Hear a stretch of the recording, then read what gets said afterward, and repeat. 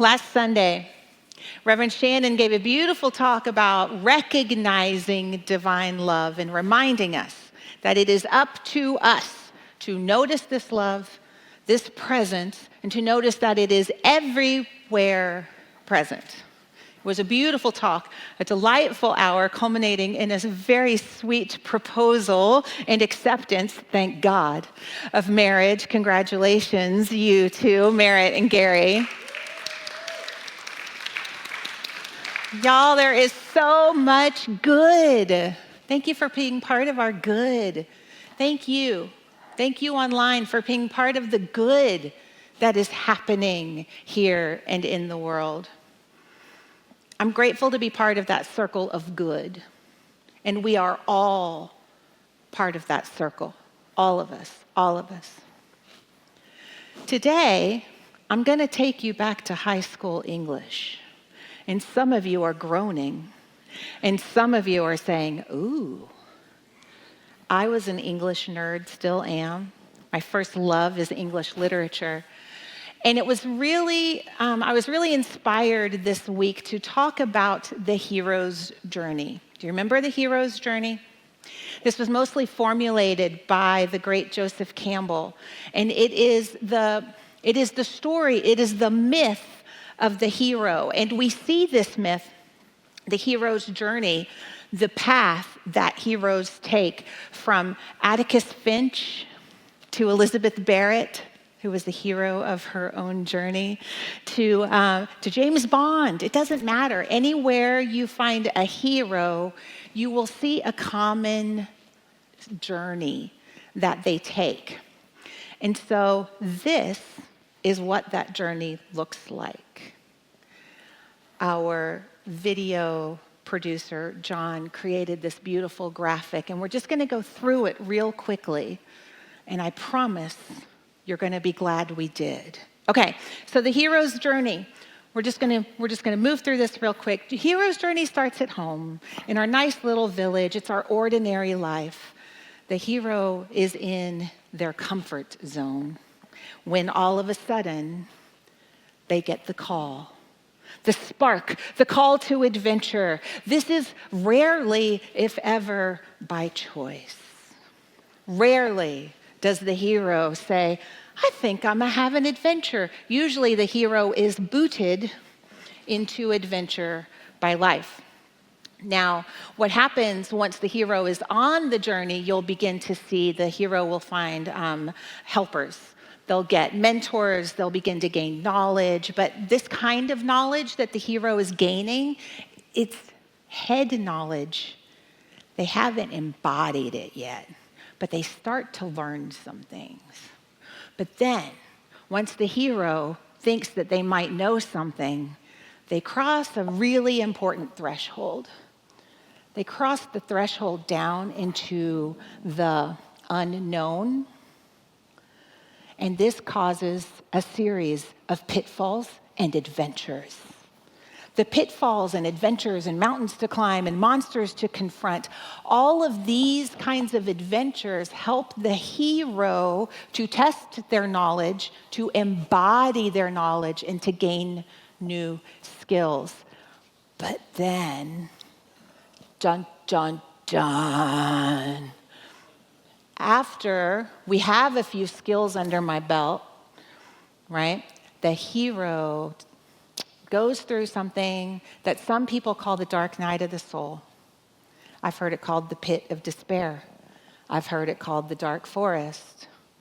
Have you ever journeyed through the dark forest? I have. I have too.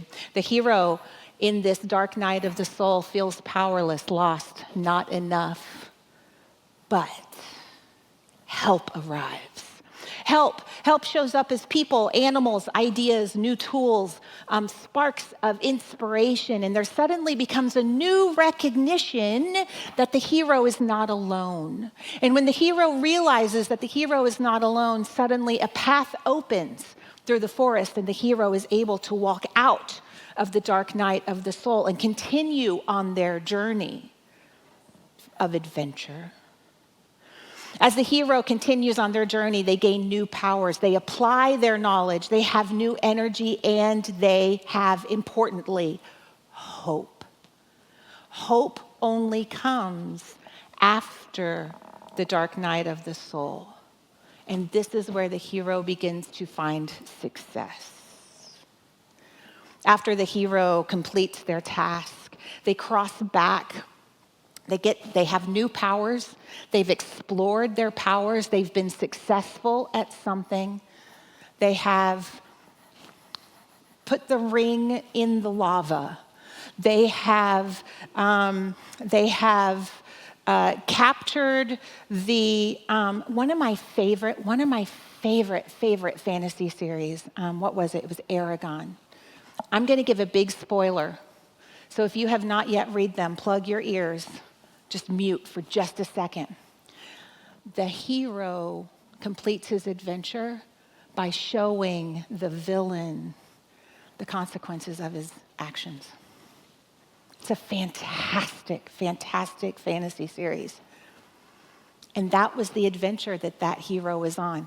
A fantasy series about this long if you read the paper books. And that culmination brought me to my knees. I cried for a couple of days. It was so beautiful. It was so beautiful. So once that success, whatever success looks like, you cross that threshold back into ordinary life, but you don't go back the same. The hero isn't the same going back to the village that they were when they left. How could you be? They have new skills. They've had all of these adventures. They have new tools. And so they come back with gifts and with bounty, both for themselves and for their community. And the rewards of a task well done. They return home changed. You'll see as we go around the cycle here that when you return home, you're not in the same place you were, right? As we return, it's a spiral up. After having all of these challenges and going through this experience, we're new. Everything has changed. We have a new comfort zone. We have a new understanding of self-worth. And soon, the cycle begins again. Life will never let us stay comfortable, will it, Cindy? No, it just keeps going and going. So that, my friends, in a nutshell, mind you, there are people who spend literally decades studying this and writing about this. That was like the briefest overview of this huge body of work that you will ever see. But this is the hero's journey. This is the hero's journey. So why are we talking about English class today? This story, this journey of the hero, it's not Bilbo Baggins' story. It's not Harry Potter's story. It's your story. This is what we all go through as we journey through life. And this story has a lot to teach us about how we grow and transform in ways both large and small. So we all take this journey. Sometimes this journey happens in an hour. We go through every stage, and sometimes it's the journey of a lifetime. Here's what made me want to talk about this today. On Wednesday of this week, I posted this picture of our wee lad, Alex.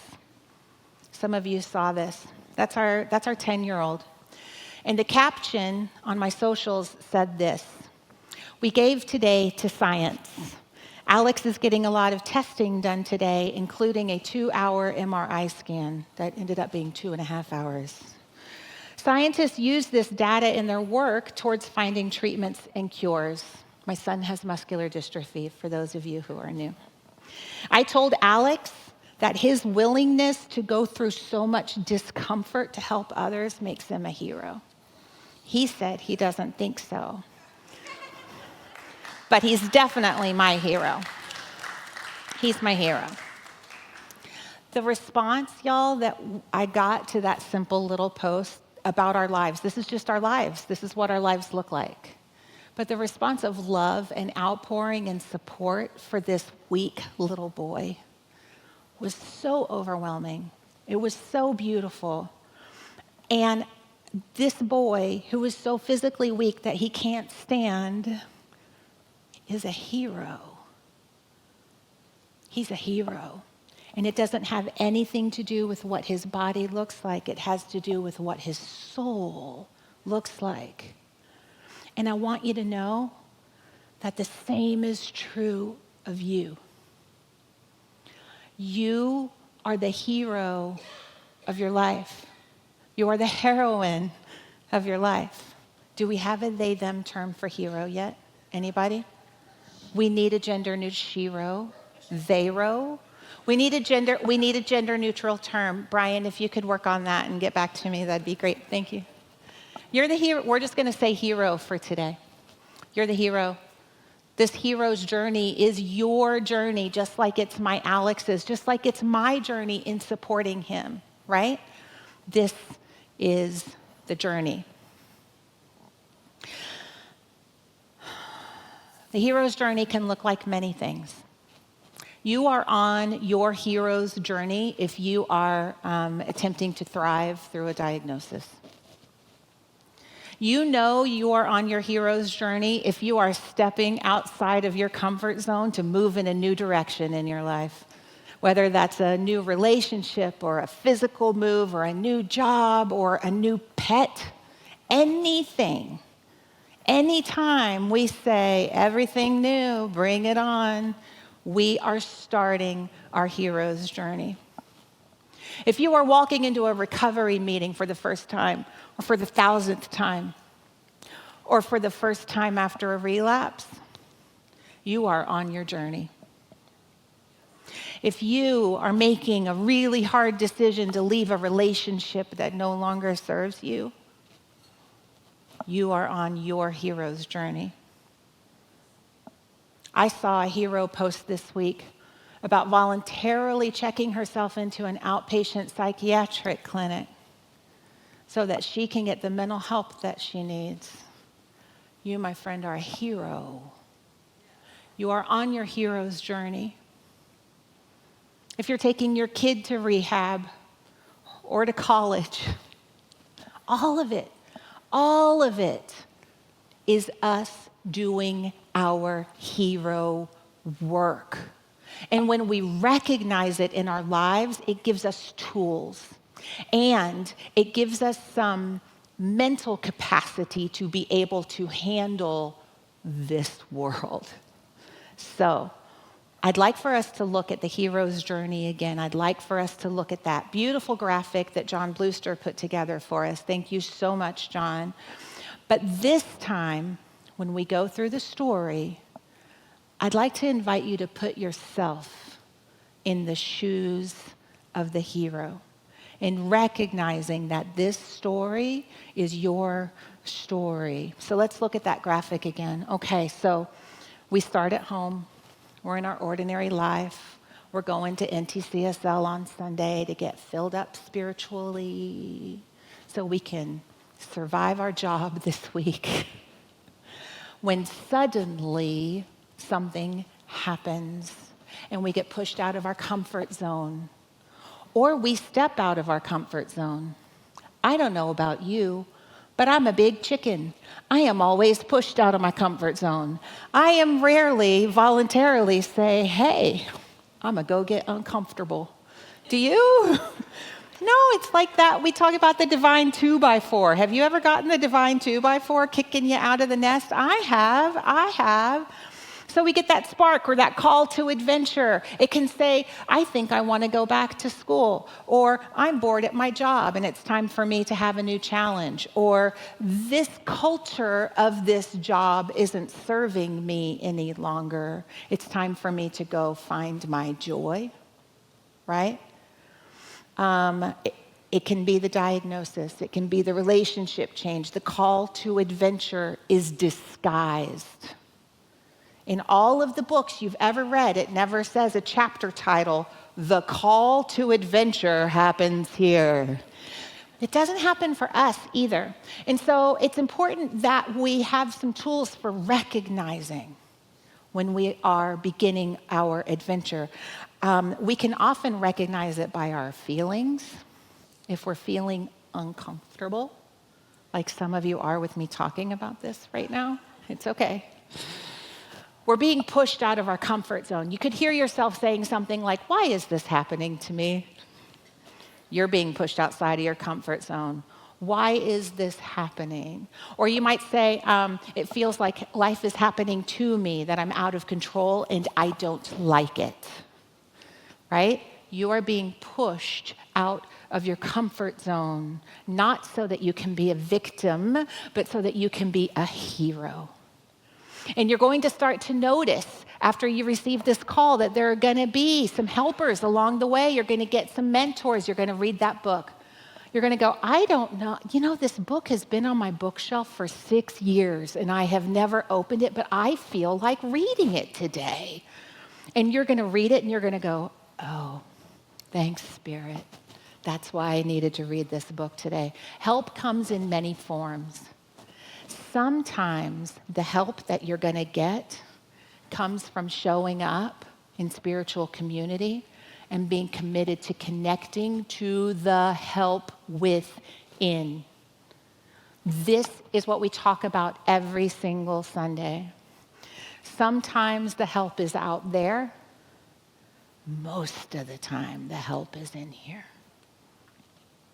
Once we start to get some of those tools and we start to feel a little bit stronger, then the adventure really begins. We cross the threshold of into the unknown, and that's when the series of problems and pitfalls occur. And it doesn't feel good. It doesn't feel good. But when you can recognize that you're on your hero's journey and that these problems and pitfalls are not happening to you, they are happening for you, for life, in some way, whether you can recognize it or not. When you realize that it's because you're on your hero's journey, not because you're being tested or tortured in any way, then you can start to gain the skills that you need without having all of the feelings of resistance. Because we know what we resist persists. So the invitation at this stage of problems and pitfalls, sorry about my, what's the percussive P's today, Rand. When we can recognize we're at the problems and pitfalls stage, if we can have the fortitude to surrender to the process and to just keep walking. Just keep walking. Keep doing the next right thing. And as we do, as we gain those new powers, as we apply new knowledge, often, not always, often we will encounter a dark night of the soul. Here's the power of the dark night of the soul. The dark night of the soul gives us an opportunity to stop looking out there and start looking here. What's really going on? What is really going on with me? When we are in a dark night of the soul, it's normal. It is an absolutely normal part of the process. It's a normal part of grief. It's a normal part of living. It's a normal part of the adventure. So the invitation is for us to recognize it and to accept it for what it is. But here's the thing. Once we recognize it and once we can accept it, then we have the wisdom to look for help. Because what's on the other side of the dark night of the soul, John, is the helpers. What happens when we're in the dark night of the soul, and there's a lot of research about this, and I can just attest to this from personal experience. You are going to be in it as long as you are going to be in it. Let's just go ahead and put that on the table. We're going to be in it as long as we're in it. And When we're no longer needing to be in it, a light appears. A light happens on the path. It opens something in our psyche, or it opens something in our heart, or a friend comes and offers the right word, or you just realize, I'm ready to shower today. No, really, this is how it works. But that readiness, my friends, it's hope. I subject my kid to 6 hours of scientific testing at OHSU Hospital. You know why? Because hope. Hope is a glorious and a powerful thing. It used to be a dirty word in New Thought. Did you know that? It's not a dirty word. It's a fantastic word. Hope is the light in the dark places. Hope tells us it's okay to be where you are, and it's okay to move. Hope is a powerful, powerful thing, because hope allows you to take the steps towards the helpers. You aren't alone. You don't have to do this alone. This hero's journey that you're on, we're all on it, and we can help each other too.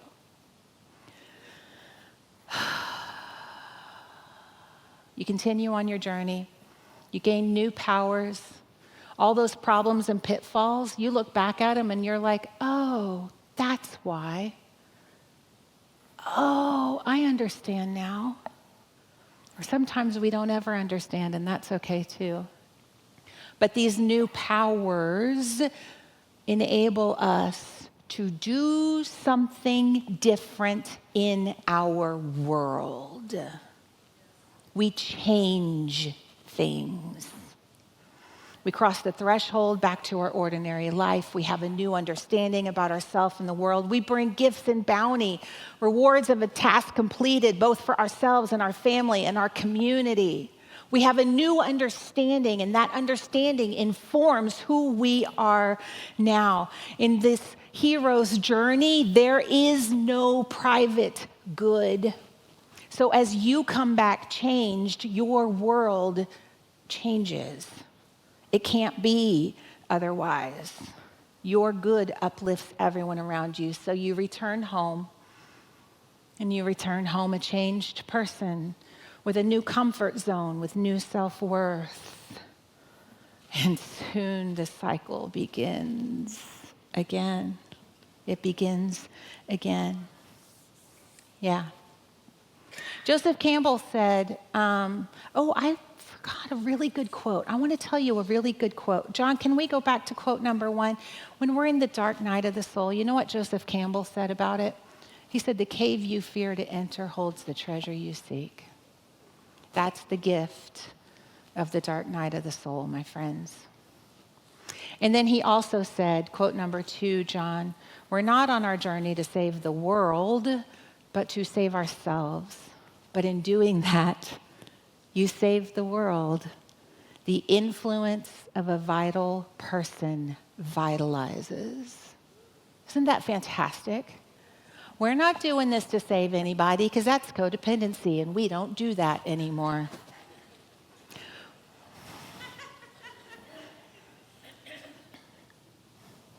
And I don't even like to think about it as saving myself, because the minute I think I have to be saved, I am putting on my victim shoes and taking a walk in victim land. And I don't like the way that feels for me. For me, I use this as a tool to see, to notice. It helps me to feel empowered and less of a victim when I can recognize that the things that I'm going through are just ordinary life. And I am just your everyday, ordinary hero, just like you, just like you. But the very ordinariness of it brings me comfort to know, oh, I'm just having a dark night of the soul right now. I'm going to be in it as long as I need to, and then I'm going to find hope again. And that's okay. It's so helpful to use this journey, this metaphor, this myth as a tool for your life. So a couple of things. When you hear yourself saying, what is happening to me? Why is this happening? Stop and look around. See if you're being booted out of your comfort zone and into the unknown. This will help you to recognize that you are simply on the cycle of your own hero's journey. It's not happening to you. You're just in this cycle. It's okay. You're being booted out of your comfort zone. It's okay. It's okay. Number 2, when you notice that you're in the dark forest, realize it's a natural part of life. I once saw a book and the title was When Walking Through Hell, Don't Pitch a Tent.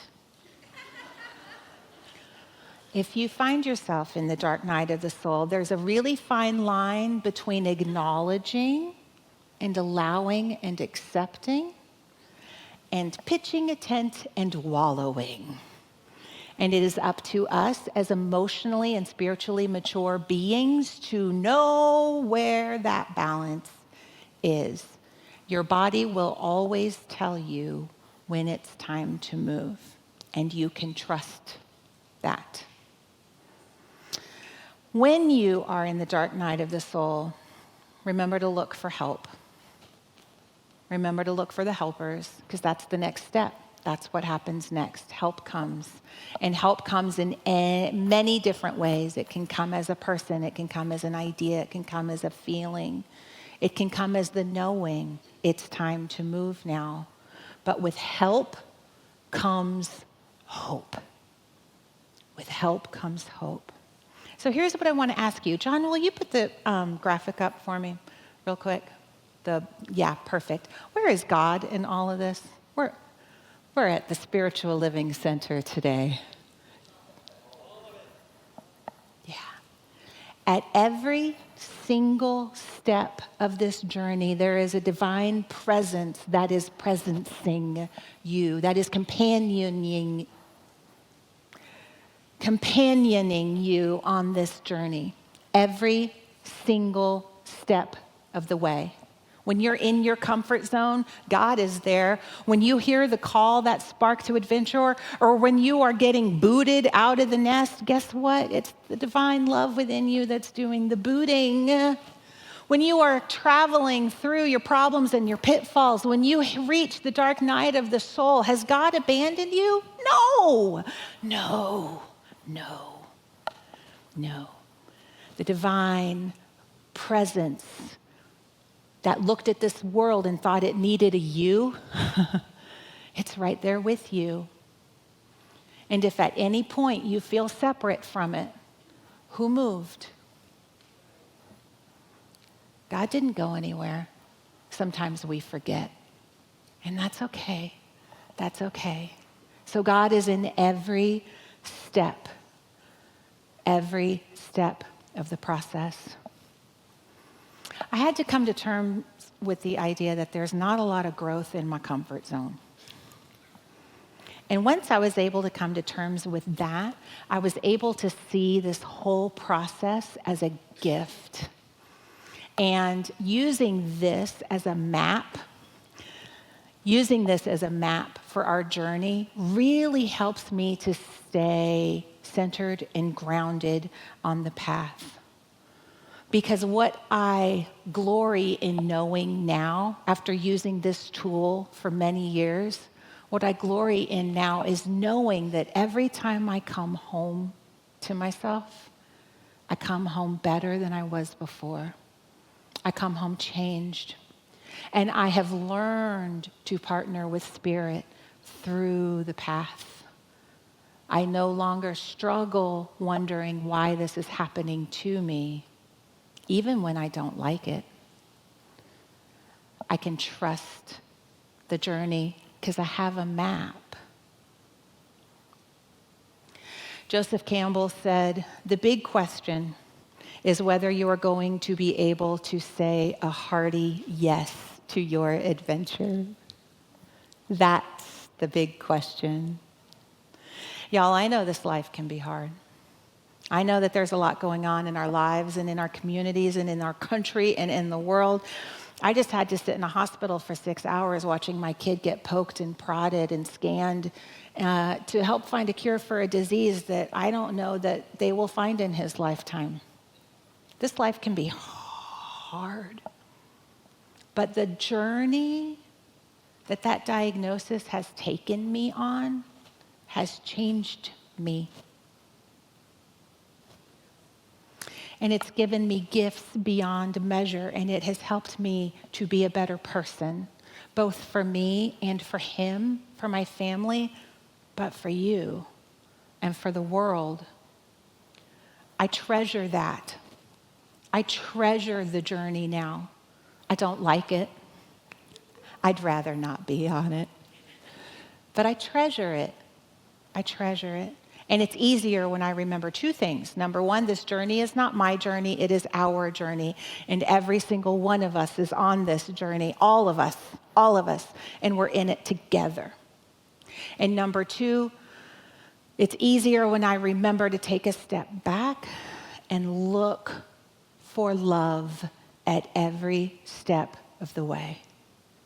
Look for the divine presence of wisdom. Sophia walks by your side. How glorious is that? How glorious. God is in every step of your journey, beloveds. It's up to you to remember, as Reverend Shannon so beautifully reminded us last week. It's up to you to remember to look for God, to look for love, to look for the good, and to let that good, that God, partner you and be your guide on the journey.